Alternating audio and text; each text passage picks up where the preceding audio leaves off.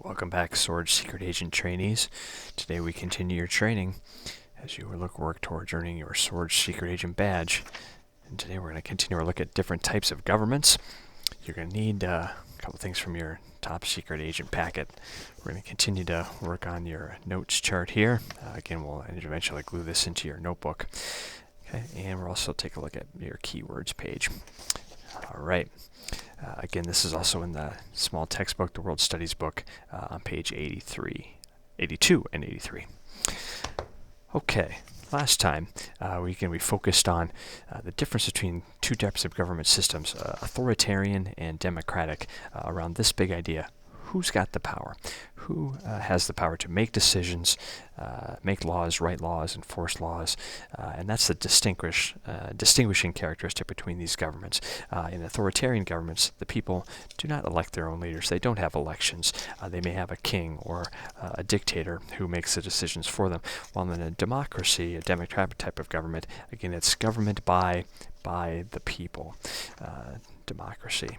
Okay, and people, the average people, the citizens, do vote and elect their own leaders. That's the primary distinction between authoritarian governments and democratic governments. Well, let's zoom in a little bit today on just authoritarian types of government and some examples of that. Again, just to review, this is a government by a small group of people.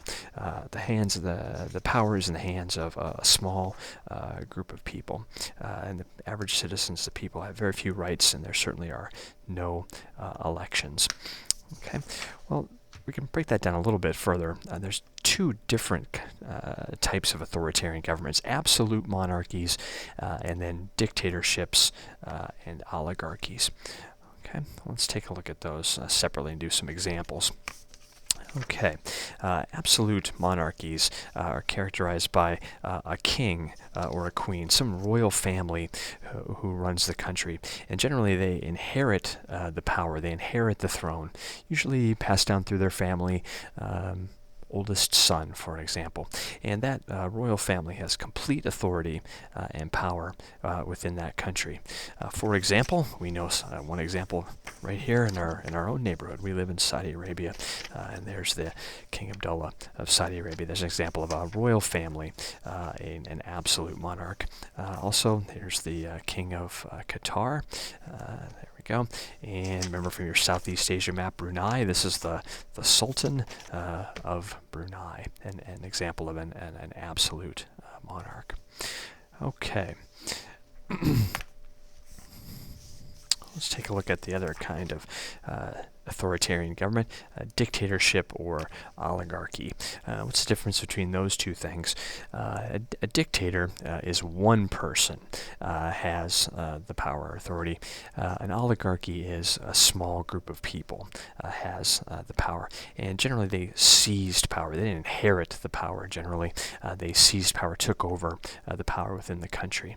And again, they have complete power and authority, either the dictator, one person, or a small group, an oligarchy. Okay, for example, example of a dictators would be, this is Muammar Gaddafi, formerly dictator, leader of Libya, and he was recently ousted, as you know, from Libya. This is Kim Jong-il in South Korea. He died earlier this year, and he passed on the dictatorship, the leadership of his country to his son.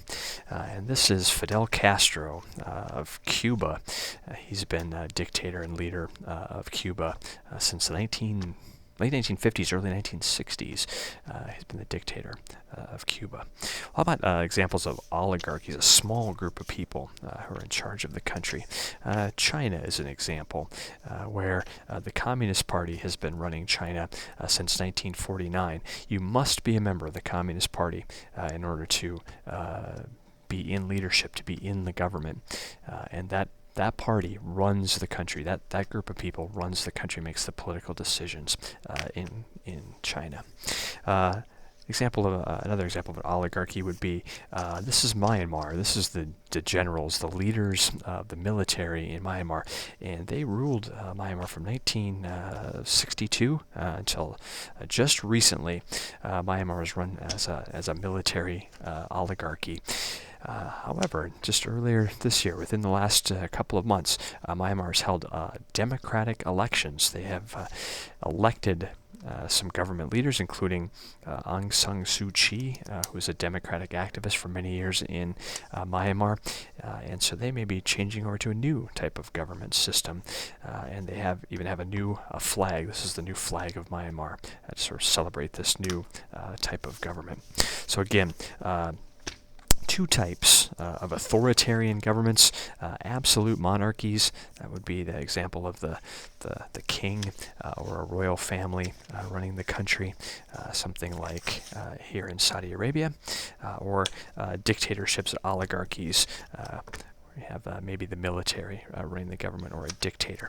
But again, the big idea is who's got the power.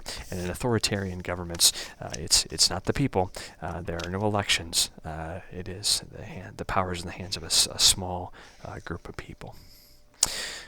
All right. Thanks for listening, Secret Agent trainees. We'll continue your training with democratic governments next time.